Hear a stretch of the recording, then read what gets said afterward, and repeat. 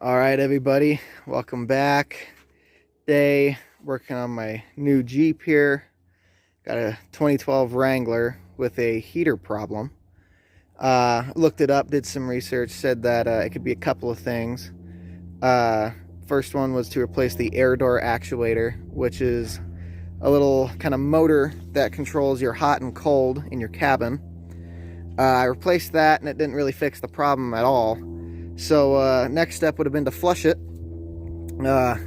Looked up a YouTube tutorial and kind of followed that, and here's about how I did it. So I got this part, hooked it up to the end of the hose. I know it's snowy out, it's insane what I'm doing, but I hooked it up to the end of the hose. It is this thing here, cooling system backflush tool, is about 25 bucks, nothing crazy. Running this little hose as well. Now, I will say, maybe not the best idea to get a hose that is ribbed, because, oh, not that side. If you look in it here, you'll see there's little particles. I don't know how well you can really see it, but like there, and then down in here as well, there's little particles of stuff. That came out of the flush when I did it, which is about what you're looking for. If I shine it down in there, you can see them a little bit better. This here was part of the yield. It's kind of hard to see on video, but that there is about what you want to see. It's called casting sand.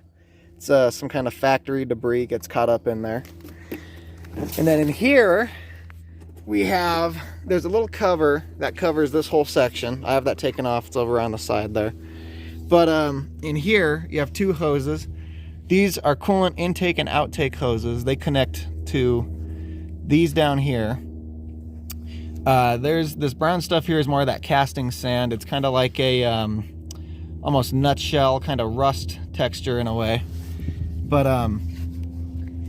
you want that coming out. We flushed it twice, didn't see nothing but brown water, and then I took off my white hose from earlier, and this stuff was all falling out of it and stuck up inside it. But anyway, so let's see.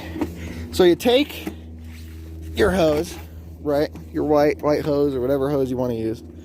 Again, I wouldn't recommend using ribbed because the stuff gets stuck up in there and it kind of gives you false hope sometimes, but you stick that one to this hose back here.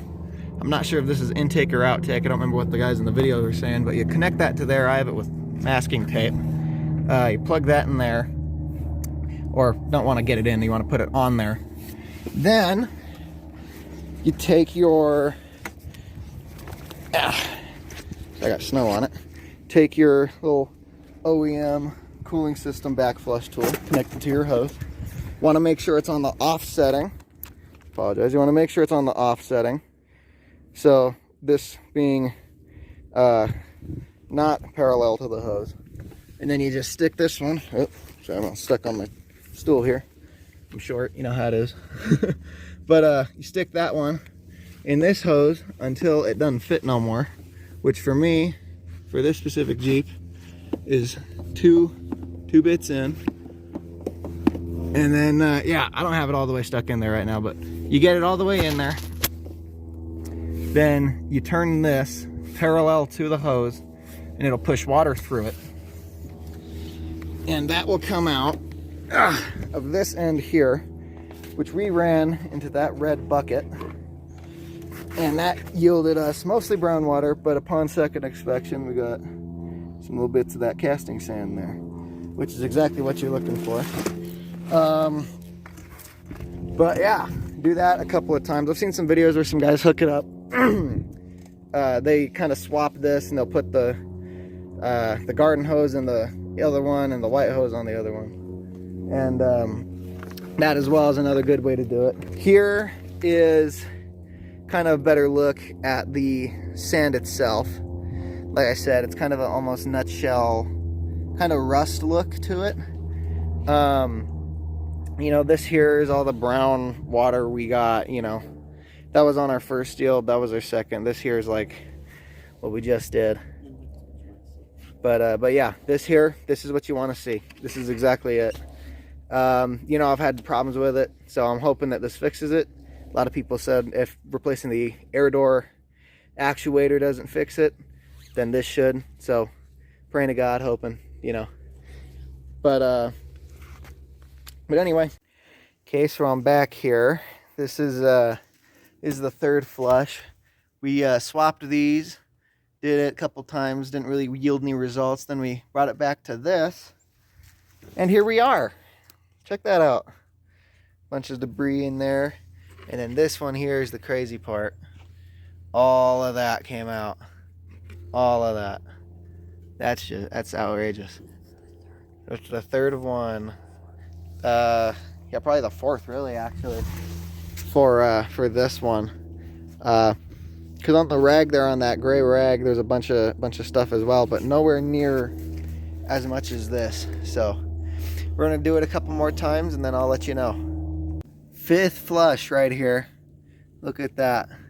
Can't really tell it too good on video, but those are probably that big around, maybe, just about.